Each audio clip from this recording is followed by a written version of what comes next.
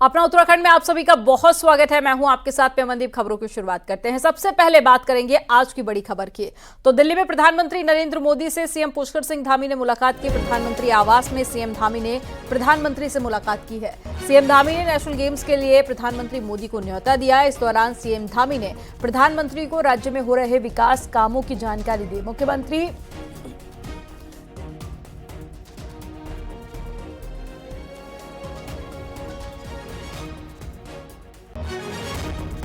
का काम हो चुका है। इसके साथ ही सीएम ने Rishikesh bypass, Dehradun ring road के साथ में मानस खंड प्रोजेक्ट को लेकर भी प्रधानमंत्री मोदी से बातचीत की।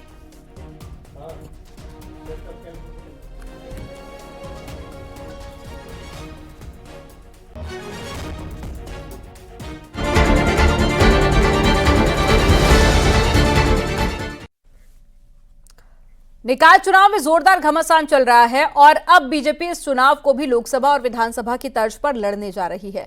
पार्टी ने मुख्यमंत्री समेत 40 स्टार प्रचारकों को झोंक दिया है। मकसद है कि चुनावी हाइप इतनी ज्यादा बढ़ा दी जाए कि विपक्षी कैंडिडेट इसके बारे में सोच भी ना सके। इसी से जुड़ी आपको रिपोर्ट दिखाते हैं।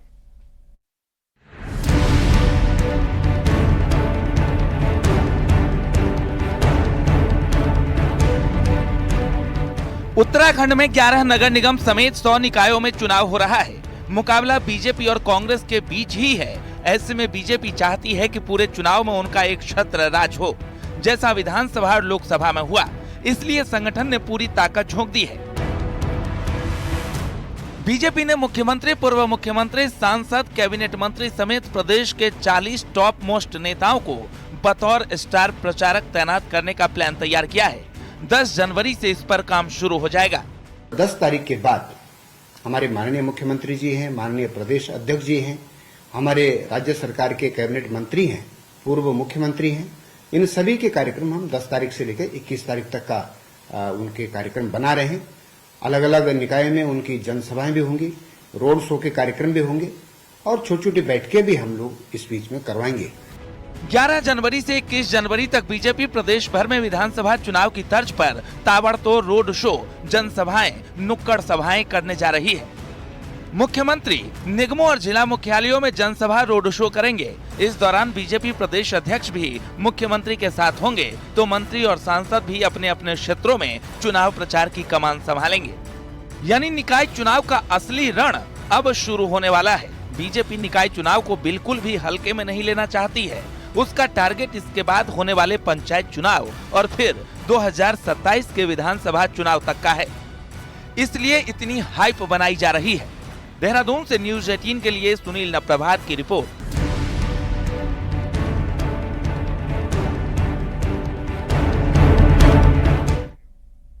चुनाव प्रचार जोर पकड़ते ही हल्द्वानी की सियासत कई रंग लेती जा रही है, लेकिन बीजेपी और कांग्रेस पिछले साल हुए बनभूलपुरा कांड को लेकर आमने सामने आ चुकी है। हालात ऐसे हैं कि बीजेपी ने कांग्रेस पर राज्य आंदोलनकारियों की हत्यारी पार्टी से गठबंधन करने का भी आरोप लगा दिया है।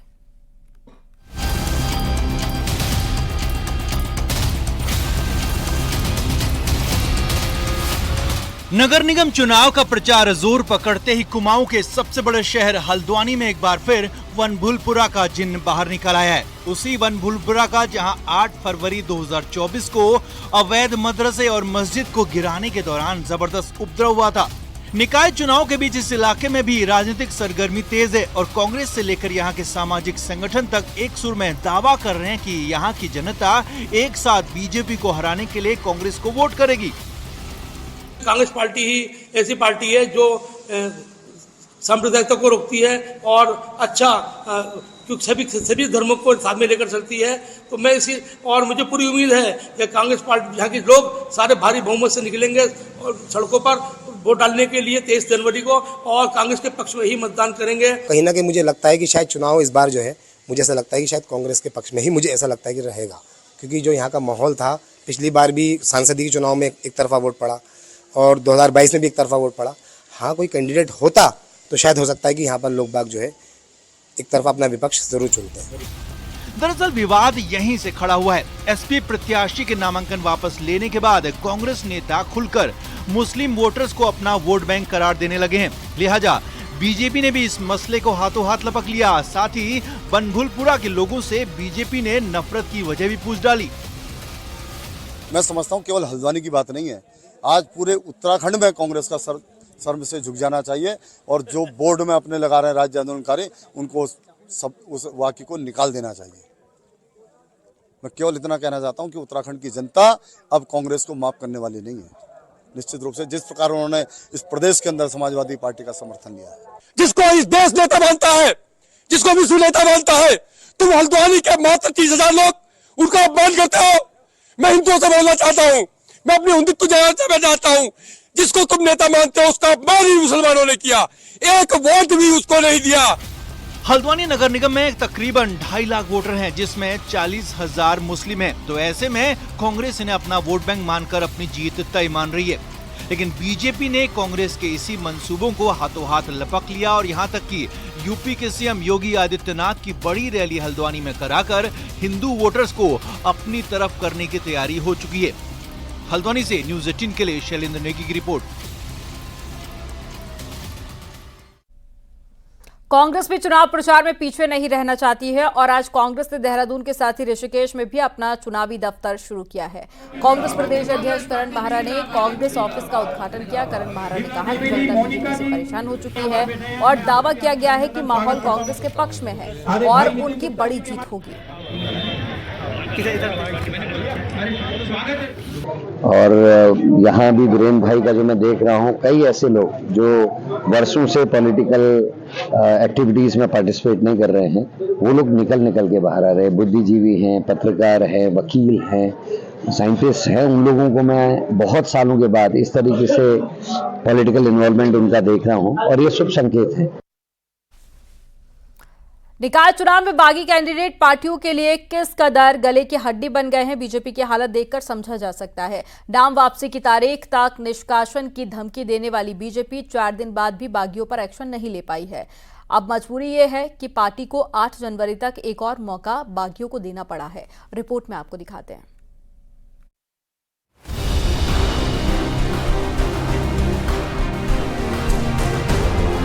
निकाय चुनाव में टिकट न मिलने से नाराज बीजेपी और कांग्रेस के कई नेताओं कार्यकर्ताओं ने निर्दलीय मैदान में ताल ठोकी है। कांग्रेस की अपेक्षा बीजेपी में इनकी संख्या कहीं ज्यादा है। नाम वापसी की आखिरी तारीख 2 जनवरी से पहले बीजेपी ने चेतावनी भी जारी की थी कि पार्टी प्रत्याशी के खिलाफ बगावत करने वालों नेताओं को निष्कासित किया जाएगा।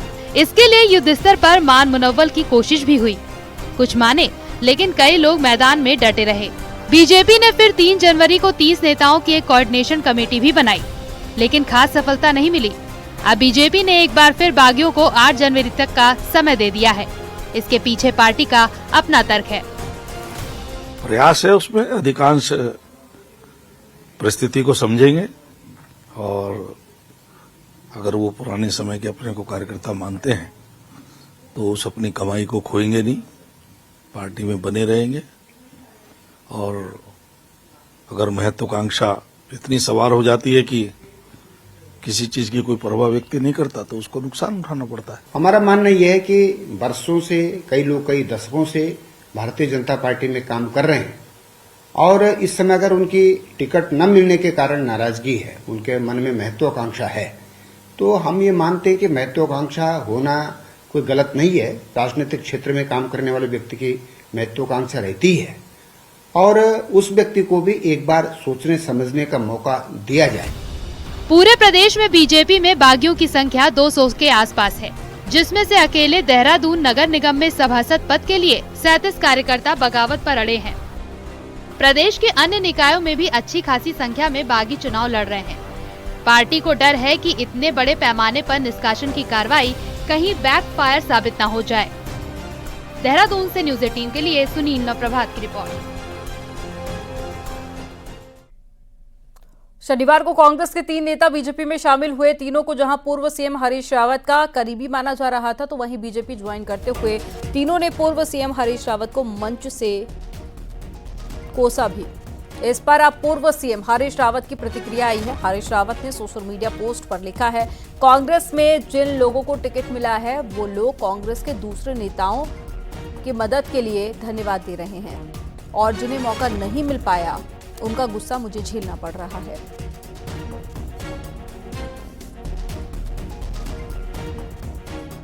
पूर्व सीएम हरीश रावत की प्रतिक्रिया पर पार्टी में उनके धुर विरोधी रणजीत रावत की भी प्रतिक्रिया आई। रणजीत रावत का कहना है कि इतिहास इस बात का गवाह है कि जब द्रौपदी का चीरहरण हो रहा था तब राज्यसभा मौन थी, इसलिए धृतराष्ट्र को विलाप करना पड़ा। कांग्रेस नेता रणजीत रावत के इस बयान को 2016 में कांग्रेस में हुई टूट से जोड़कर देखा जा रहा है।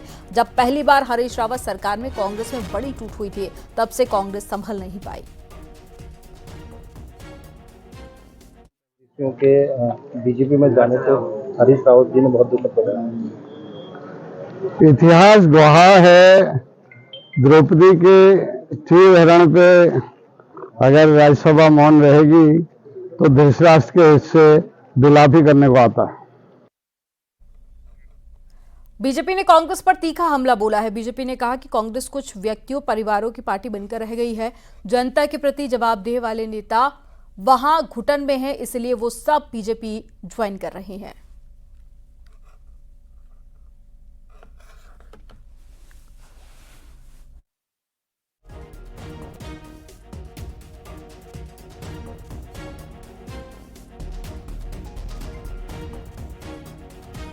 पार्टी सिर्फ और सिर्फ कुछ व्यक्तियों की पार्टी बन गई है। ये पार्टी कुछ परिवारों की पार्टी बन गई है। ये अपने परिवारों से पार्टी बाहर नहीं आ पा रही है। जो काम करने वाले लोग हैं या जो लोग जो है कि जनता के प्रति अपनी जवाबदेही लेना चाहते हैं, उनको इस पार्टी के अंदर कोई पूछने वाला नहीं है। कुल मिलाकर के ये कह सकते हैं कि कांग्रेस के नेताओं के कर्मों के आधार पर, उनकी कार्यशैली के आधार पर और उनकी आइडियोलॉजी के आधार पर उनके लोग आज कांग्रेस छोड़ रहे हैं।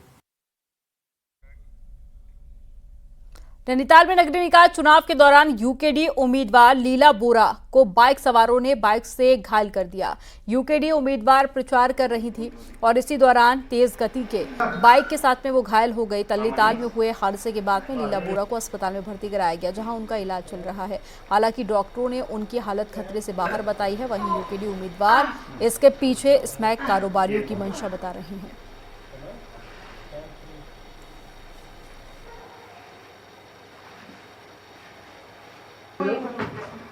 पर मैंने नशे के खिलाफ आवाज़ उठा रखी है।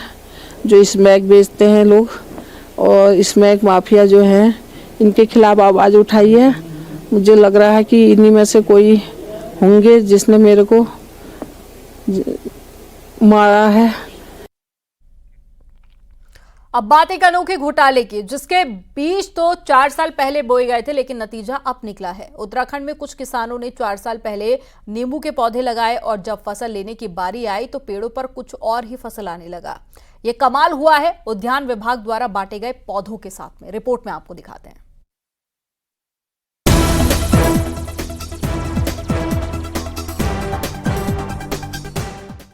ये है रुद्रप्रयाग जिले के किसान मानवेंद्र सिंह, जिनके साथ नींबू के पौधों के नाम पर हुआ अनोखा घपला। साल 2020 में मानवेंद्र सिंह ने उद्यान विभाग से नींबू के पौधे खरीद कर लगाए, लेकिन झटका तब लगा जब 4 साल बाद पौधे में नींबू के बजाय जम्भीरी का फल निकला। जम्भीरी नींबू की तरह दिखने वाला फल होता है, लेकिन नींबू नहीं होता, यानी कहा जाए तो नकली नींबू। पौधों में घपलेबाजी की पोल रुद्रप्रयाग के मुख्य उद्यान अधिकारी का यह लेटर खोलता है, जिसमें साफ लिखा है कि देहरादून की संजीवनी नर्सरी से पौधे लिए गए जो नींबू के नहीं बल्कि जम्भीरी के पौधे निकले, इसीलिए नर्सरी से वसूली होनी चाहिए। ये लेटर मई 2024 का है, लेकिन अब तक कोई एक्शन नहीं हुआ है, तो हैरान परेशान किसान मानवेंद्र सिंह को सिर्फ नुकसान झेलना पड़ रहा है। उद्यान विभाग की योजना के तहत 125 पेड़ जो कि कागजी नींबू के मुझे बताए गए थे कि कागजी नींबू के पेड़ हैं, उनको 25 नाली ज़मीन पर लगाया और इन सब पर जो फल हैं वो जेमेरी फल हैं और इसको लेकर के हम विभाग के पास में गए कि इस तरह के फल आ रहे हैं और इसका उपयोग किस में होता है। तो विभाग का कहना है कि ये मतलब कोई इसका यूज नहीं है और कोई उपयोग नहीं है और काटने की सलाह उन्होंने दिया। उद्यान विभाग में सेब और कीवी के पौधों में गड़बड़ी की सीबीआई जांच तक चल रही है, तो अब ये नया घपला सामने आया है। पौधों का ये घपला पिछली सरकार के वक्त का है, जब उद्यान मंत्री सुबोध उनियाल थे। मौजूदा उद्यान मंत्री गणेश जोशी ने डीएम रुद्रप्रयाग को जांच अधिकारी बनाकर जांच करने को कहा है, लेकिन जांच कब तक होगी, कब विवादित नर्सरी पर कार्रवाई होगी और किसान को नुकसान का हर्जाना मिलेगा, ये बड़ा सवाल है। वहीं कृषक बागवान उद्यमी संगठन के दीपक करगेती ने भी कृषि सचिव को लेटर लिखकर कार्रवाई की मांग की है। ऊखीमठ के किसानों को उसका जो पारितोषिक होता है, जो उनका 4 साल की जो श्रमदान है, उनकी मेहनत है, पेड़ों में जो फल आते उसके जो रुपया आते, वो सब अंशदान जो है सरकार या नर्सरी स्वामी की ओर से वहाँ पर दिया जाना चाहिए। मैंने जांच जिलाधिकारी से करवाने के लिए कही है ताकि सही जांच हो। मेरी संज्ञान में यह है कि मई के माह में वहाँ के डीएचओ ने एक पत्र निदेशक को लिखा था, हॉर्टिकल्चर को, और उसमें भी कार्रवाई नहीं हुई, इसलिए मैंने आज सचिव को पत्र लिखा है। उद्यान विभाग में सामने आए नींबू के पौधे के घोटाले पर उद्यान मंत्री एक्शन का भरोसा दे रहे हैं, लेकिन सवाल है कि उत्तराखंड में दागी नर्सरियों और घपलेबाज अफसरों पर पक्की कब कार्रवाई होगी, जो किसानों के साथ धोखा करके नौकरी और धंधा चला रहे हैं। Dipankar Bhatt, news 18 Dehradun. National games की मशाल आज चमोली की गोपेश्वर पहुंची और यहां हरी झंडी दिखाकर सभी ब्लॉक के लिए रवाना किया गया। चमोली के साथ ही जोशीमठ, दशोली, गैरसेन, थराली, देवाल, नंदानगर के साथ ही कर्णप्रयाग भी ये मशाल जाएगी और इसके बाद में दूसरे जिले की तरफ रुख करेगी। उत्तराखंड में पहली बार राष्ट्रीय खेल आयोजित हो रहे हैं।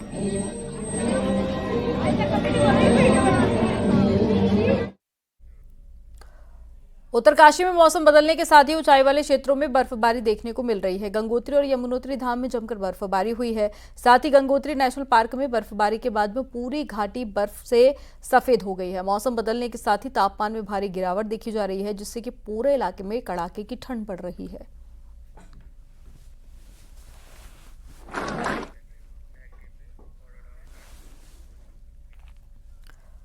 विश्व विख्यात पर्यटक स्थल औली इन दिनों सैलानियों से गुलजार है। औली झील से लेकर गोरसो बुग्याल तक सैलानियों की भारी भीड़ है और नए साल के जश्न के बाद भी सैलानियों का तांता औली में लगा हुआ है और यहाँ के सुंदर वादियों में सैलानी मौज मस्ती कर रहे हैं।